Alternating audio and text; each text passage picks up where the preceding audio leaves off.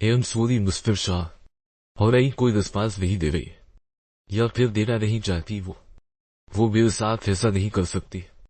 वलीद अंदर रूम में चला गया था और सामने का मंजर उसे और तोड़ रहा था। हौरईन के बाल जो है ठंडी की वजह से बहुत काट दिए गए थे। पूरा जिस्म ग्रीन शेड से कोर था और उस पर उसकी बीवी की वो बॉडी।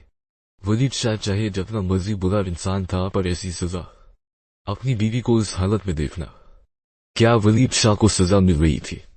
कुदरत से कैसी हालत होती होगी किस इंसान की जो अपनी बीवी को उस हाल में देख रहा था जिस इंसान की ऐसे पड़ी हुई थी। चाहे सब फेमी डॉक्टर्स थी, पर फिर भी वलीद पर अभी सब जख्म ऐसे ही नजर आ रहे थे। शहीद डॉक्टर्स भी अभी तक उसे के जिस्म के जख्म साफ नहीं किए थे। उनका पहला मकसद हो को होश में लाना था। किससे पूछकर मेरी बीवी के बाल काटे आप लोगों ने? डियर पिट, अब मैं क्या जवाब दूंगा?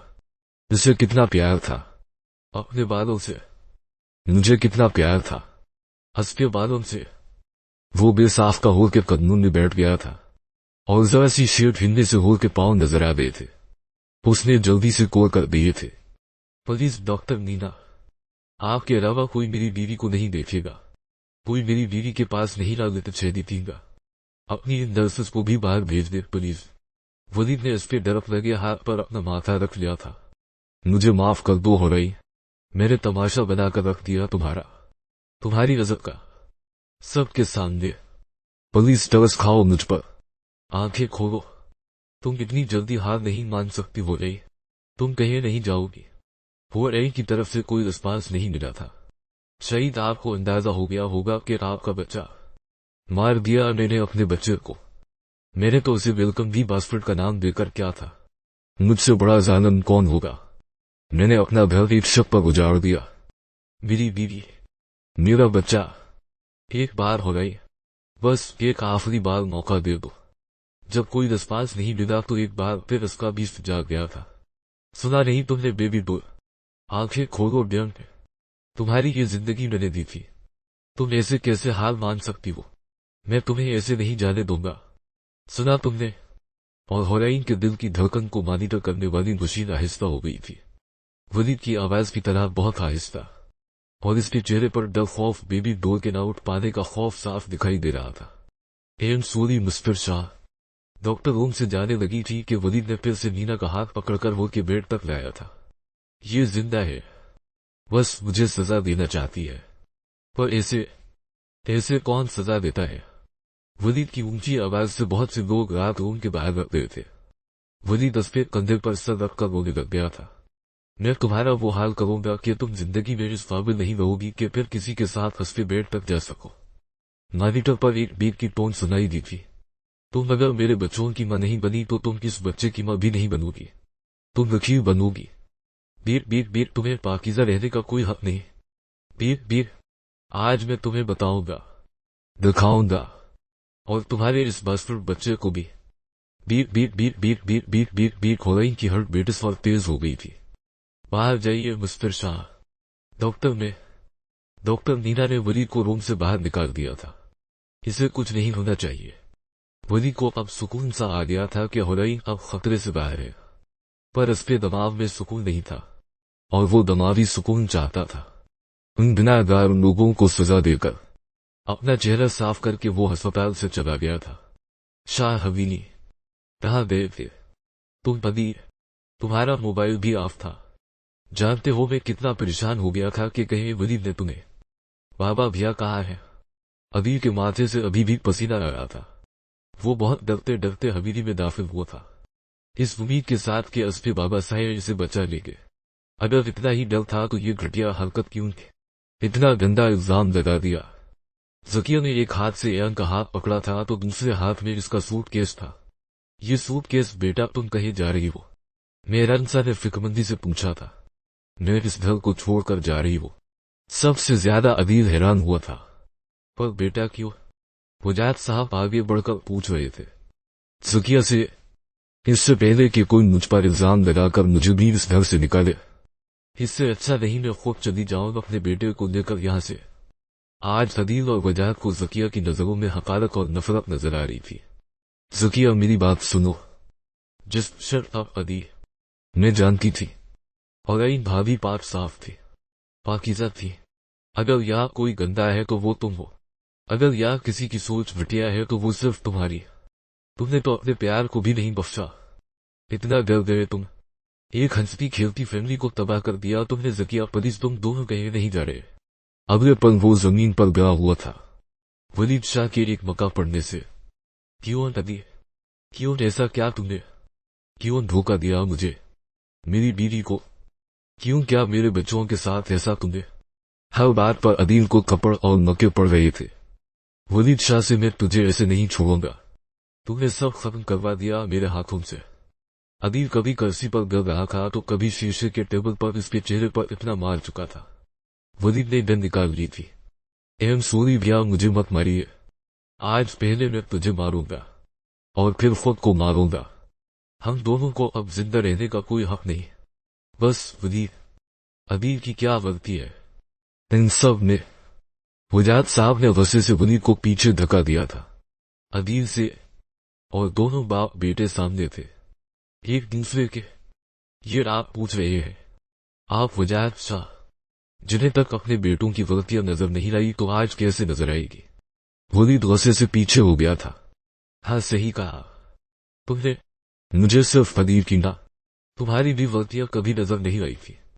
और इसने क्या कर दिया ऐसा? ये तो शुरू से चाहता था। तुम छोड़ दो इसे। हम सब चाहते थे, हम सब की ख्वाहिश थी कि वो लड़की को तुम खुद इस हवेली से निकाल बाहर करो। वलीद चौकट से पीछे हो गया था। आप भी थे। धोखा दिया मेरे अपने बाप नहीं मुझे। मैंने कभी आपको नाराज होने का कोई मौका नहीं दिया। आपकी मर्जी पर मेरा सर हमशिया में झुकता आया था। बाबा साहब, आप जानते थे मैं हुरैन के बगैर नहीं जी पाऊंगा। बस कर जाओ वलीद। कौन सा धोखा? हाँ मैं जानता था अदील और मुलाइका कुछ प्लानिंग कर रहे थे। हाँ मैं जानता था साजिश हो रही है, पर इन सब में मैं शामिल नहीं था। मैं इस बार एक तरफ खड़ा होकर तुम्हें आजमा रहा था, और अगर इस बार तुम अपनी बीवी का साथ देते तो मैंने खुद मुलाइका और अदील को पीछे कर देना था और तुम्हारी फैमिली के दरमियान आने नहीं देना था कभी किसी को। पर प्यार कहा था? तुम्हें किसने कहा था ए करवाते फिरो अपने तीनों बच्चों का? किसने कहा था तारफ के चंद टुकड़ों पर यकीन करो? अदील ने बोला था, मैंने बोला था, मुलाइका ने बोला था। तुम्हें तो यकीन था ही नहीं अपनी बीवी पर। इसे जलील तुमने क्या सबके सामने? तुम चाहते तो बंद कमरे में फैसला देकर इसे घर से जाने का कह देते, पर तुम वलीद शाह होना। वजाक उस वक्त जब है उदित शेदितीन थे, जब वलीद ने गन अदील के नहीं अपने सर पर रखी थी। आपने ठीक कहा बाबा साहब, मैं ही यकीन न कर पाया अपने प्यार पर। मैंने उसे बर्बाद कर दिया, अपने हाथों से मार दिया उसे। सबके खौफजदा चेहरे वलीद की तरफ थे और हवेली के दरवाजे पर खड़ी सदरा जिसका सांस बंद हो रहा था। ये बात सुनकर आप झूठ बोल रहे हैं वलीद भैया, हुरैन भाभी जिंदा है। ज़किया की आवाज बहुत हल्की सी निकली थी। भैया आप झूठ कह रहे हैं, मैं कभी इसके पास नहीं जाऊंगा। मैं ज़किया और रियान को लेकर चला जाऊंगा। यहाँ से प्लीज आप सच बता दो, उसे कुछ नहीं हुआ भैया। वलीद बहुत मुश्किल से खड़ा हो पाया था। माँ कहाँ है? अब इस सीढ़ियों पर खड़ा था। इसकी दर्द भरी आवाज से वलीद की गन नीचे गिर गई थी। मामा कहाँ है? आशी ने अविश का हाथ पकड़ा हुआ था। दोनों बच्चे जैसे डर गए थे। वलीद से आशी बेटा। दोनों बच्चे पीछे हो गए थे। अविश फिर ढाल बन गया था आशी की। आज कितने महीने बाद वलीद के लहजे में रंजो था, पर बच्चों के लहजों में वो मोहब्बत नहीं गई थी। वलीद के लिए मैं ले जाऊंगी तुम दोनों को मामा के पास। सदरा नासी। अविश वलीद के पास से गुजर गया था। आशी का हाथ पकड़े वलीद ने अपने खुले हाथ नीचे कर दिए थे। नासी आप कहाँ थी? आप जानती हैं हम यहाँ कितना अकेले थे। मासी बाबा ने भैया को मारा भी था। ये मोहब्बत थी तुम्हारी वलीद शाह। तुम्हें पता है हुरैन ने आज तक बच्चों पर हाथ नहीं उठाया था। कहाँ मारा था? गाल पर नासी। सदरा ने अविश की गाल पर बोसा देकर उसे सीने से लगा दिया था। मैं ठीक हूं नासी, तब दर्द नहीं हो रहा। अविश की नजरें सिर्फ वलीद पर थी। एम सॉरी बेटा, प्लीज अपने बाबा को हमें हुरैन के पास ले जा रहे हो या मैं ले जाता हूं? भैया मुझे भी आप हुरैन के पास तुझे मैंने वक्त दिया है, छोड़ा नहीं है। मेरी बीवी मेरे बच्चों के पास नजर आया तो तुझे इस काबिल नहीं छोड़ूंगा। मासी डर लग रहा है। आशी ने और जोर से मलाइका का हाथ पकड़ लिया था। आशी बेटा, बाबा के पास नहीं रहोगे, मैं अब नहीं चलाऊंगा। वलीद ने सदरा से छीन लिया था आशी को। वो अब अपने बच्चों को खोना नहीं चाहता था। वो सारी जिंदगी उनको बनाने में लगा देगा पर उनको खुद से जुदा होने नहीं देगा। वलीद ने बहुत प्यार से आशी को अपनी गोद में उठा दिया था। प्रिंसेस नाराज है बाबा से, बाबा सब ठीक कर देंगे। वलीद आशी को अपने गले से लाउन दाफ फलिफ लेकर 6 बाहर चला गया था और आज उसे वजाहत शाह भी फॉलो कर रहे थे। मेहरानसा के साथ सदरा रविश का हाथ पकड़े ध्यान के साथ बाहर चली गई थी। जकिया फिर से अपने प्यार के हाथों मजबूर हो गई थी और बत गई थी। अदील के पास चलो, अदील रोन ने, तुम्हारे जख्मों को मरहम की जरूरत है। पापा हाथ पकड़ाए मुझे। एयान भी अदील के पास आ गया था। पेशेंट को रूह ने शफट कर दिया गया था। इस सीधा जाकर लफट मुड़ जाइएगा। वलीद ने आशी को नीचे उतार दिया था। सदरा तुम बच्चों को रूह ने ले जाओगे अभी? छोड़ दो मुझे। एंजल तुम हमारे बच्चे को कुछ नहीं करोगे। ये गनाह मैंने नहीं किया, सुना तुमने? वलीद जल्दी से रूह में दाखिल हुआ था। उन्हें रंजी कट कर दीजिए जल्दी से सिस्टर, और मेरे पूछे बगैर कोई नहीं ला देते 6 डॉक्टर नीरा चुप हो गई थी जब वलीद शाह ने इतनी ताकत से दरवाजा खोला था। किसी पागल मरीज की तरह हुरैन के हाथ पांव पकड़े हुए थे। एक नर्स ने इंजेक्शन लगा दिया था जिससे हुरैन फिर से बेहोश हो गई थी। अब के हुरैन किसी शिप में नहीं, अस्पताल के बलियो गांव में थी जिसमें उसका पूरा जिस्म कोर था। अपनी बीवी को इस हालत में देखकर एक बार फिर वो बीस जाग गया था। छोड़ो उसे। किसकी इजाजत से हाथ लगाया मेरी बीवी को? मैं पूरा अस्पताल बंद करवा दूंगा अगर तुम लोग पीछे ना रहे। वो लेते चेदी तो वलीद ने नर्स से हुरैन के हाथ पांव छुड़वा दाम छोटी ये लेते चेदी थे। मुस्तर शाह, बस डॉक्टर नीना, मेरे यकीन क्या था तुम पर? तुमने क्या क्या? कोई ऐसा करता है इस तरह से? मैं उसके होश में आने का इंतजार करता रहा और तुमने उसे मेरे आने से पहले सुला दिया। वलीद ने हुरैन के खामोश वजूद को बेड से उठाकर अपने गले से लगा दिया था। बाकी सब लोग दरवाजे पर खड़े थे, खामोश खड़े थे। मिस्टर शाह, ये देखिए सुसाइड पट करने की कोशिश की उन्होंने। अगर नर्स वक्त पर ना देखती तो? उन्होंने होश में आने के बाद पहला काम यही क्या था? डॉक्टर ने हुरैन का वो हाथ उठाकर दिखाया था जहां अभी उन्होंने टांके लगाकर पट्टी की थी, और ये ऐसे ही करती रहेगी। अभी ये सदमे में है। लिप बटन वापस नॉर्मल बहुत मुश्किल से होते हैं। अब आपकी बीवी पहले जैसी कभी नहीं हो पाएगी। डॉक्टर नीना वलीद के कंधे पर हाथ रखकर वहां से चली गई। सदरा 2 कदम आगे बढ़ी थी हुरैन के बेड की तरफ। जिस तरह होर का चेहरा देखकर वो पीछे हुई थी, अगर रियान ने उसे सहारा न दिया होता तो उसने पीछे ही गिर जाना था। यह हुरैन नहीं है, यह हमारी हुरैन हो ही नहीं सकती। नहीं हो सकती यह हमारी हुरैन। सदरा बहुत लाउडली बोली थी। उसका चेहरा भीग गया था। यह हुरैन है, हमारी बेबी डोल। वलीद ने फिर से हुरैन को लटा दिया था। मेरी बेबी डोल। उसके माथे पर बोसा देकर वो उठ गया था वहां से। पर एक बात शहीद वलीद ने भी नोट नहीं की थी।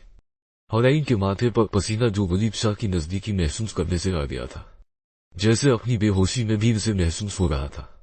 वलीद, तुमने ये सब क्या?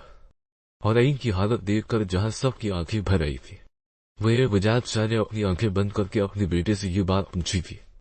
बाबा साहिर ने। वजाहत शाह के जोरदार थप्पड़ से वलीद का चेहरा दूसरी तरफ मुड़ गया था। इस तरह का जुल्म वलीद, अपनी बीवी का।